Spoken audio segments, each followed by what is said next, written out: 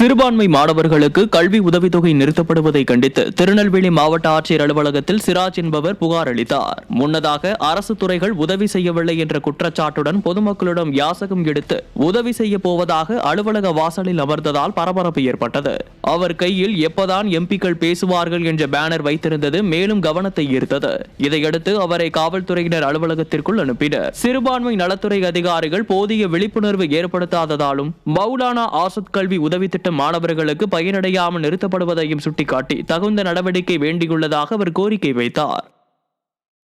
கிருஷ்ணகிரி மாவட்டம் பர்கூர் அருகே மந்தகாளிக்கனூர் கிராமத்தில் மர்ம விலங்குகள் தாக்கியதில் 15 செம்மறி ஆடுகள் உயிரிழந்தன.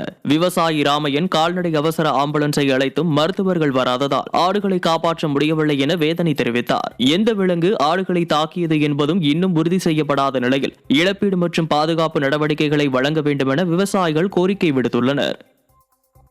சென்னையில் மின்சார கட்டணத்தை செலுத்த முடியாததால் ஆட்டோ ஓட்டுநர் ஒருவர் தற்கொலை செய்த சம்பவம் அதிர்ச்சியை ஏற்படுத்தியுள்ளது.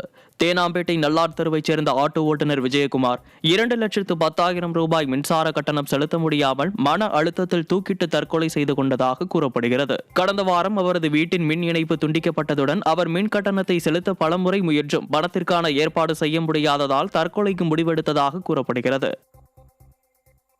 தென்காசி மாவட்டம் கடையநல்லூர் அருகே சுற்றித் திரியும் தெருநாய்களால் பொதுமக்கள் பீதியில் ஆழ்ந்துள்ளனர். அரியநாயகிபுரம் ஊராட்சிக்கு உட்பட்ட அருணாச்சலபுரத்தில் தெருநாய்கள் தொல்லை நாளுக்கு நாள் அதிகரித்து வருகிறது.